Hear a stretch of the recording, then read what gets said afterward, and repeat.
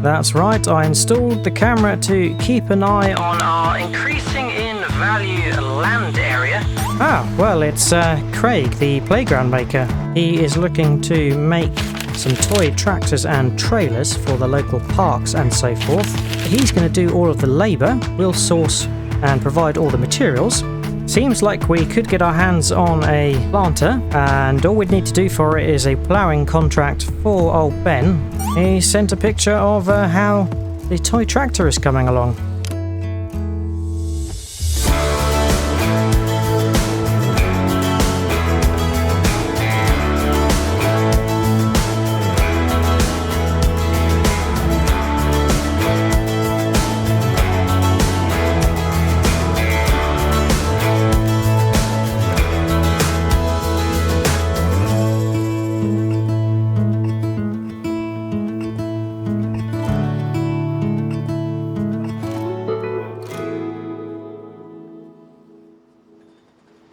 Hello everyone, and welcome back to the American Dream at Riverbend Springs.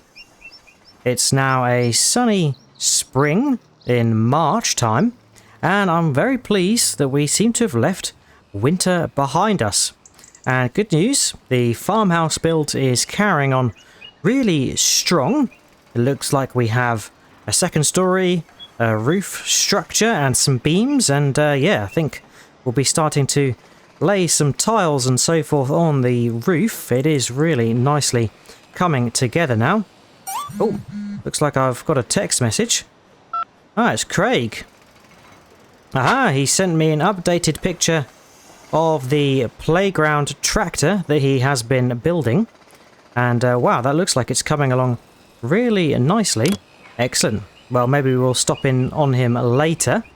And yeah, that was the deal that we made with Craig last time, that he was going to build some playground toys and some playground things for children to play on, and we were going to supply the building materials. He was going to supply the skills and labour, of course, and yeah, sounds like it's coming along really nicely. Look forward to selling the first one. But today we have got some plans with our new field purchase.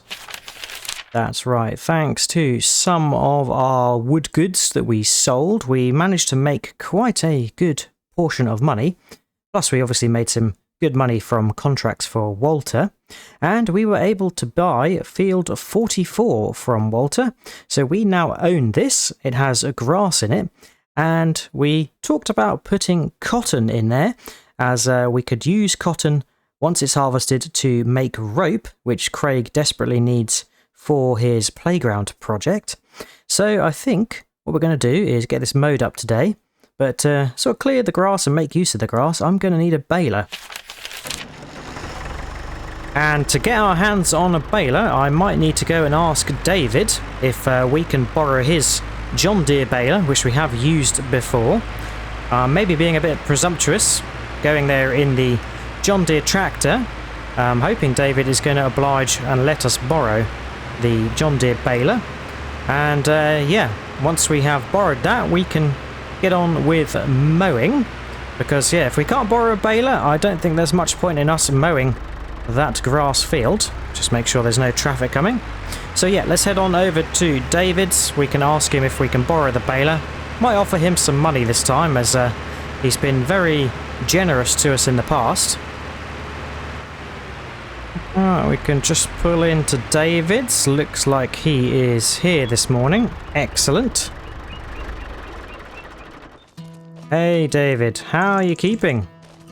Yeah, we're pretty good, thanks. Managed to last winter and help out around Riverbend with a few bits and bobs. Oh yes, our latest exploits are helping out Craig, the playground maker, and sounds like we've got a bit of a business going on, which is nice. Oh, I'm pleased to hear that you had a good winter, David, and nice Christmas with the family. Well, reason for the stop-in is that we've just bought a new field from Walter. It has grass in it, and I was hoping that I could use your baler, if that's okay. The John Deere. Oh, that's very kind of you, David. Please accept this as a thank you for all your generosity. Thanks, David. See you later. Oh, almost ran into the fence post there. Well, we've given David $100 as a thank you. He's always been very generous and he's let us borrow his baler once again. I think it's probably in the usual spot in his barn behind the farmer's market. So we'll head over there and grab it. Oh, here we go. Aha! It looks like David has got what looks like one of Craig's playground tractors. He's got some bales in it and such. So yeah, it seems like that's quite a popular item for Riverbend locals to buy, maybe for their back gardens or for the parks. I know David does run a nice sort of autumn orientated festival here at the farmer's market. Can't quite remember the name of this farm. I think it might be Sunshine Farm or something like that. And he often has a sunflower maze or a corn maze, which is always good fun. But yeah, we've managed to grab the baler. It's a perfect match for our John Deere. I think I will probably ask David if we can buy this at some stage. Oh, crikey. Whoops, I should have checked there. Sometimes I can agree that the locals might be a bit annoyed at me for my driving, and I'd say they're a bit more reckless than I am, mostly. But yeah, I haven't quite maybe made David an offer on this baler yet, because we are in business with Craig. I'm hoping that that's going to make a good amount of money, as is our own sawmill and building material orientated business. So at some stage we might have a bit more money to upgrade our tractor and equipment situation, and we might be able to buy a bigger baler. Right, over the bridge. I don't really know why I took the long way round, but I did. And we can drop the baler off here, as yeah, this is our new field to the left, which has got some lovely luscious grass in. Now, this is not fully ready to harvest. There's two stages of ready to harvest for grass. This is the first stage. So we could obviously leave this a month and let it grow some more, but that would remove our opportunity to plant cotton. So yeah, we need to get that in this month. So we need to mow this. I think it's worthwhile tedding into hay to make a little bit more money from our bales. Get it windrowed and then baled up and put in the trailer so we can take it over to the animal dealer. But let's detach the baler and we'll take the John Deere back up to the farmyard, and I think we'll switch over to the Alice to do the mowing, and then we'll try and switch between each tractor today to make sure it gets good usage. Right, we can park up the John Deere in front of the plough, which was very useful for us last time, where we helped old Ben out with a contract, which gained us this planter, which yeah, has seen better days, so we might need to give this a service. But let's hop into Alice, get her fired up, and we want the mower, which is behind the winch at the moment. There we go, just stash the winch to one side for now. We can sneak in and grab the mower. Oh, just nudge the Alice full crop harvester, and again, whoopsie. Well, I need to be a bit more careful with moving in and around. Seems like I've parked things a bit too close to one another. Here we go, we've got our rather small mower.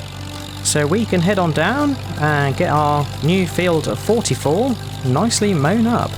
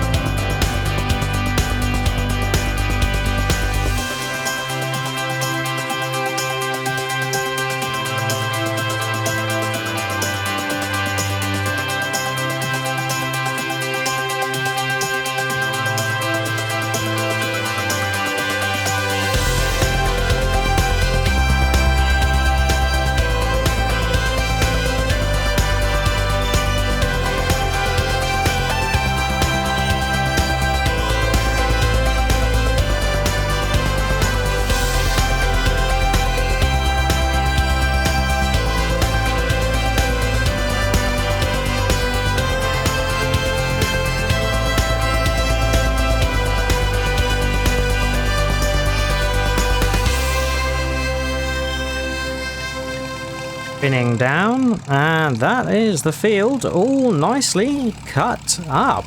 Fantastic. Look at that, there's quite a reasonable volume of grass considering that was the first stage of ready to harvest. Oh, I think I actually have missed a little swither down here, so let's just fire up, lower down, chop that last little bit. There we go. You don't want to be missing any patches, that is for sure. But this Alice really does run the mower fantastically well, and it's so maneuverable thanks to the single front wheel. And yeah, I think we can get folded back up now. Take this back up to the shed and swap over for the tedder slash windrower, which is a combi tool effectively that can do both things. We just need to configure it the right way. So yeah, I'll probably need to grab the toolbox from the pickup truck to make sure we've got it set to being a tedder first and then followed by a windrower. Right, I am going to be careful pulling out of here because I did nearly pull out on front of a school bus when I was doing the mowing. It's quite easy to get into the zone and then forget what it is you are doing. But yeah, let's get this switched over for the tedder.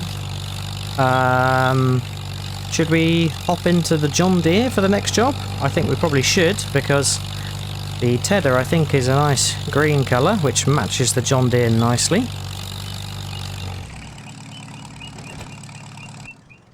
There we go. We can just leave Alice there because we're going to be needing her later on. Right, into the John Deere. There we go. Windrower attached, and I think it is in windrower configuration because that's probably the last setting we used for it. So we can grab the toolbox from the pickup and swap that over.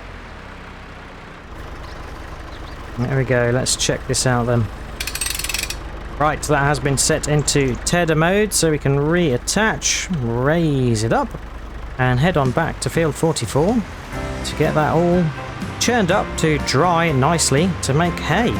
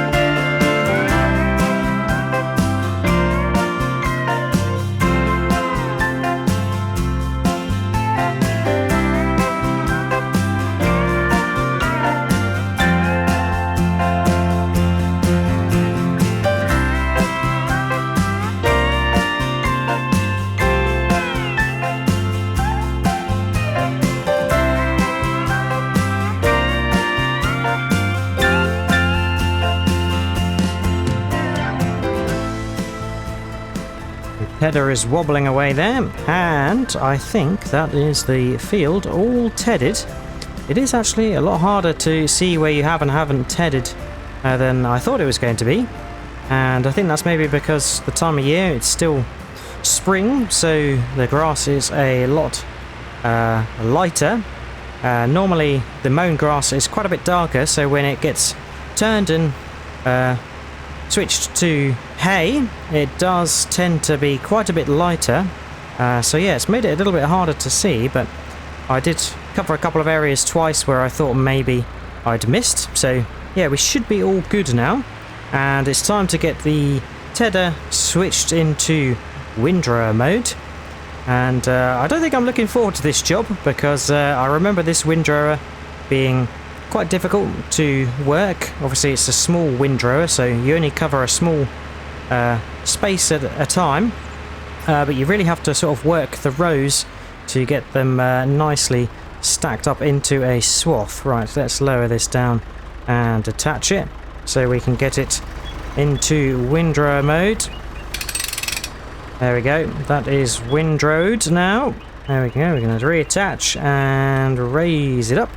Excellent.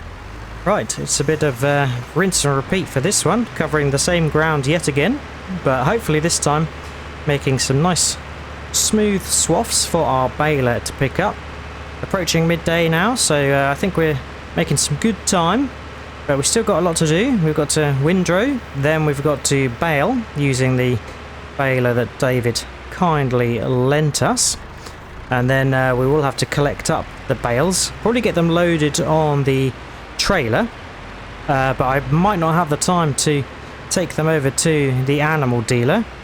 I was hoping maybe we would be able to catch Katie when we do take the bales to be sold, but time is a little bit precious to get the cotton planted, so we might have to get straight on to cultivating and planting, which yeah, is probably the best thing to do. Right, I need to remind myself which direction this is going to windrow in. I think it's going to windrow to the left, so I think it's probably best I start on the far end and go the reverse way round of where I mowed and tedded.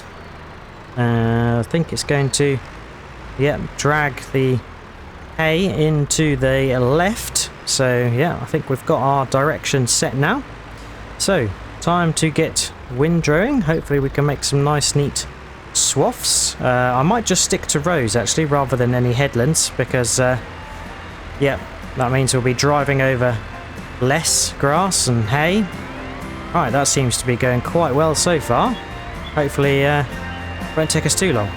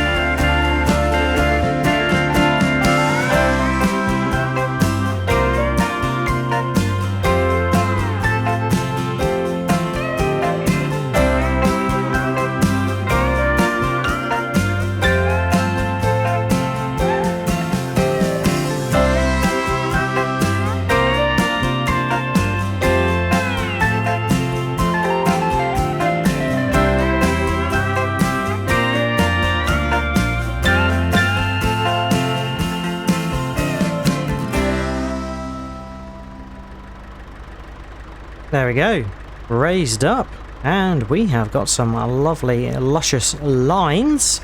And I kind of want to take back what I said about the windrower. I think the windrower configuration of this piece of equipment is actually a lot easier than the tedder, and yeah, thanks to the long field that we had, it really does make it nice and easy. I didn't bother with any headlands, just the rows, and that kept it nice and neat. And it worked really, really well. So yeah, I do definitely take back what I said about my prejudgment about the windrowing going to be rather difficult. The tedding itself was more difficult. Oh, sorry. I'll get out of your way. Another unhappy Riverbend motorist. Now we can drop off the windrower and go back to grab the baler. And I'm conscious I've used the John Deere for the last two jobs, so I'm going to be using it again because I need the higher horsepower of the John Deere to run the baler. But I'm thinking that for probably most of the cultivating and the planting we'll be able to use Alice, so that is fine. I don't really want to block in the cultivator because we'll be needing that later, so I will probably drop the windrower off next to the plough for now, and we will have to do some shed reorganisation at some stage. But let's head back and grab the John Deere baler. There we go. Here is the baler, so we can reverse and get hitched up to it nicely. Excellent. It's got full bale twine, so that is good news. And the chute is open, I think. Oh, we just need to unfold it, which gets it sort of tilting off to the side. A little bit of an offset there. And we can line up with our first swath. Now, these are not dead straight, not perfect straight. But, yeah, such is the nature of using older and smaller and more rustic equipment. We tend to have inaccuracies with the way it works, not like some of the new and modern equipment we have been using in contracts for Walter and David and so on. But here we go. We can get to baling. We've got the pickup lowered, so that is excellent. And it should be as simple as just driving along our 1, 2, 3, 4, 5, 6 swaths and making some lovely hay bales. Although it's telling me it's grass, which is interesting. Maybe it's just because this area I didn't ted particularly well.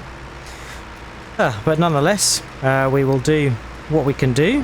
Hopefully we will get some hay bales, otherwise the tedding was a bit of a waste of time. But yeah, let's get this all baled up.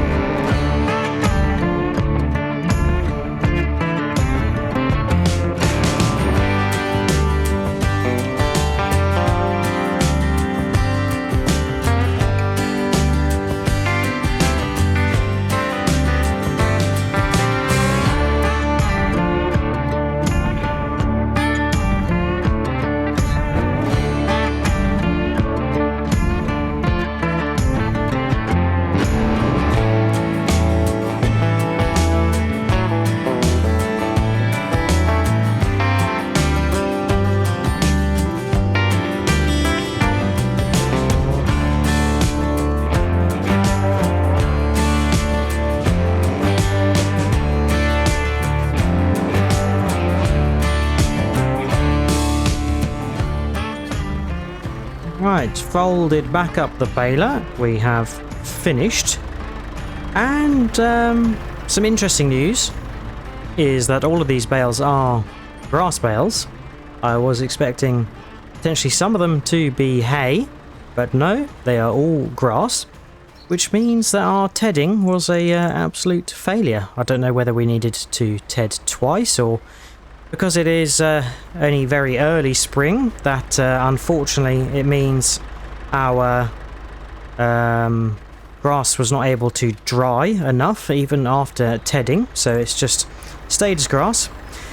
But despite that, we still have something, which is better than nothing. So we have quite a lot of grass bales that we will look to sell at the animal dealer, and that is still worth something at the animal dealer, just worth less than hay would be.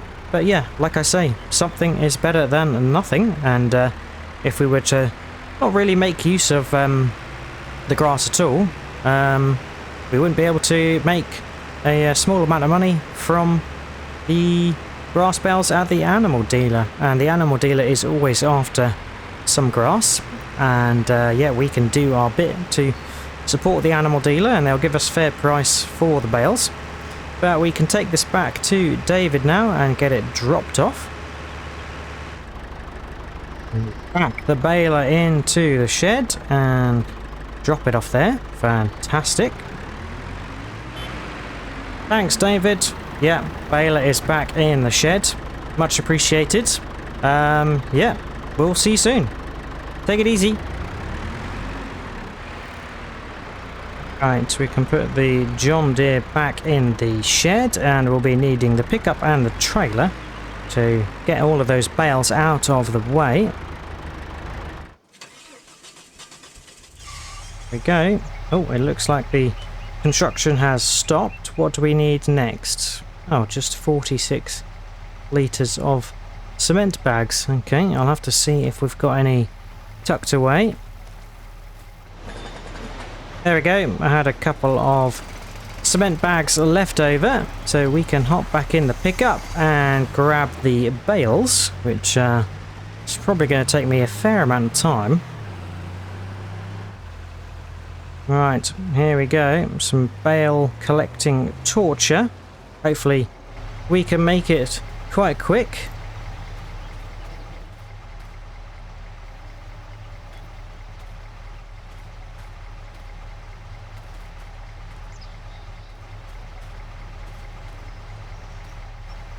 Well, there we go. All the bales loaded up. It is a rather large load. We've got 27,201 litres of grass bales, which is pretty good. I'm hoping that we'll be able to get a fair amount of money for that. Oh, want to have a watch out for the traffic. We can join the main road and we can get this trailer taken back to our yard. Don't want to be leaving that out by the field as, yeah, it's worth a bit of money. Not loads, but a bit. And a bit is worth... Oh dear. What's happened there? I've lost a bale. Right, better put my hazards on. And, yeah, there we go. Sorry, traffic. Goodness me. Yes, yes, sorry. That was a bale that fell off, improperly secured. Although I did try to strap it up as best I can. There we go, let's get another strap around this. There we go. Yeah, the bales are up to their usual fun of trying to escape, which is good. I hope they will stay put on the trailer. And yeah, there we go. Oh, 27,701 litres. I think I might have misread that, unless that previous bale wasn't actually on the trailer to count towards the total figure. But here we go. Right, we can get this put in under the shed so it stays dry. And probably first thing, we'll look to get that to the animal dealer, because we need to be cracking on with planting. First we need to cultivate the field, as yeah, I don't believe that the planter we have got is a direct planter. But we can get the toolbox off the truck and look to give this a bit of a service up. Oh, so it's cost about 800 in parts to get this repaired up, but that's okay. It was obviously free to us, so that is good news. We were able to get our hands on it by doing a contract for old Ben. There we go, we can get the toolbox back up there. Might have to see about getting some paint at some point so I can get this back to the glorious blue it looks like it once was. But right, we want to be hopping in Alice. Jump over the windrower there. And we want to be doing our cultivating to get that field ready to plant. I think we've got some seed and stuff in the shed, so we'll be able to put that in the planter. I don't know if the planter takes any fertilizer, so we'll have to investigate that. But yeah, on a bit of a time schedule this afternoon, so we need to crack on with the cultivating and then move on to the planting.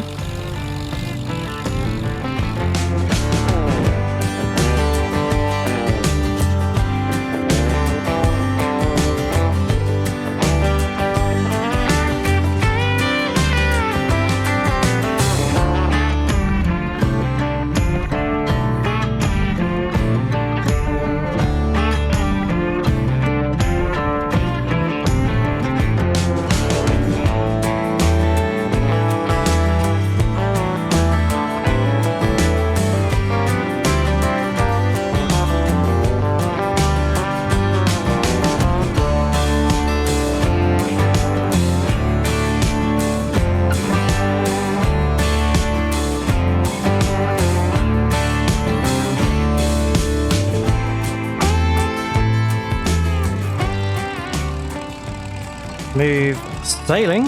That was a really nice and slick job. Folded up the cultivator and yeah, I think that was about 2.5 times the width of our mower, so we only did 10 passes I think by my count, which was nice. This is a very good cultivator. I think it is actually designated as a harrow because it's just got these spikes, so a shallow cultivator as it were, but manages to turn in the ground quite nicely. And yeah, we should get a level of fertilization in that field from having the grass mown into it and the stubbles which have just been ripped into the ground, which is very nice indeed. Does seem to hang quite low on the back, this cultivator, even though it is in the raised position. I think I can hear the little spikes grinding against the road as we are driving along, but yeah, not to worry. This is probably a piece of equipment that we don't really need to upgrade because it has a good amount of width to it already, and yeah, we would need some larger fields to be able to warrant buying a bigger cultivator or harrow. Right, oh yeah, there we go, a little bit stuck as it is quite low to the ground. Right, time for the planter, and I'll have to reverse it out of here as I've not really left myself much space. And yeah, I think Alice will be good to pull this as it is a wheeled planter. So I say that the wheels are not touching the ground, so maybe it should be higher than it is. The rear wheels are not spinning. I think if we lower it down with it switched off, yeah, there we go, the wheels start turning. I think we'll give it a go, and if Alice struggles, we'll have to switch to the John Deere. But first things first, we want to go into this shed where we've got a little bit of seed, I think, and get this topped up.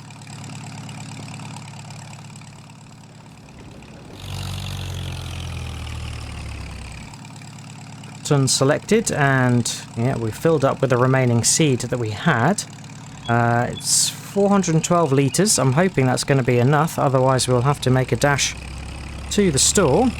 And yeah, this planter does not take fertilizer, so it is purely just the seed in here, which is fine. We will have to come up with some means of getting that field fertilized. We do have a hand spreader, but that was very small and only really usable for our very small first field. So yeah, we might have to look at getting some means of a spreader, or potentially I was actually going to inquire with Farmer Stan to see if we could buy his old John Deere sprayer off of him, because that has been perfect for our farm so far. Alright, approaching the field, we can switch on the planter, there we go, and hopefully lowering away we're going to have enough full power to pull this planter. I don't think we do, you know. Right, okay, we'll have to switch out and go to the John Deere, I think. Right, take two. Let's raise up. There we go, that's lifted this properly. I think this is how it's meant to be lifted. We can switch it on, cotton selected, and lower away. And yeah, I think we are planting. You can see some seed trickling out. So yeah, although it's not a particularly well planted texture, I can see that seed is going in. This is going to be rather difficult to see where we have gone. So yeah, I'm going to do my very best and get this all in.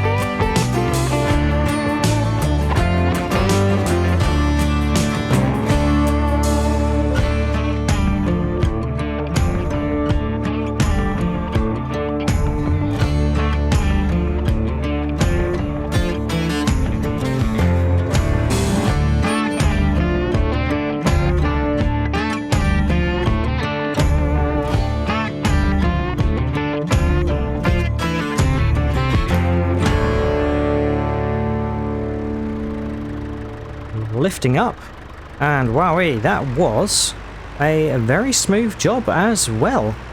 And I think it was some of the ridge markers to the rescue there which really helped me know where to go and where not to go, and give me the right sense of direction, as it was a little bit difficult to see where I had planted to begin with, and I was maybe expecting a bit more of a sort of planted texture.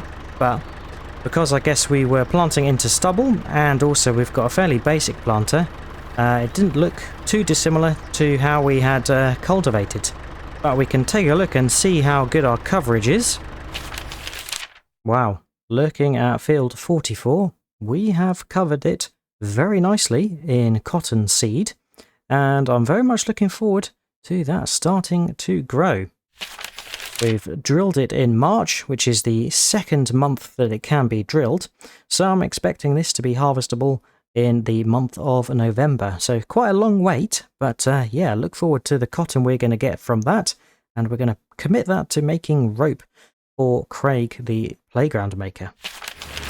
Here we go. I am extremely impressed with what this planter has been able to do today, and in general, what we've been able to do overall. We mowed up the grass, we tried to ted it to turn it into hay, that somewhat failed, but we managed to windrow it nice and neatly and baled it using David's baler into some grass bales, for which we have got quite a lot stashed on our trailer. We'll take that to the animal dealer sometime soon, as yeah, we probably want to relinquish the trailer for building materials and getting some more over to Craig the toy maker.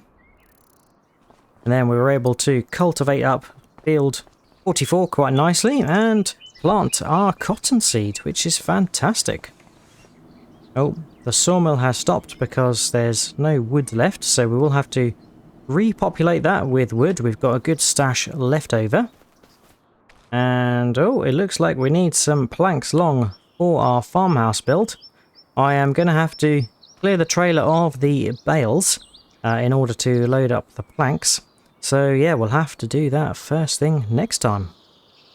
But that is it for today. Hope you have enjoyed watching. If you have, remember to drop a like and subscribe if you haven't already. If you've got any tips, tricks or things you'd like me to do, then feel free to leave a comment. But all that's left to say is, hope to see you again next time on the American Dream at Riverbend Springs. And until then, catch you later. Cheers all. Bye bye.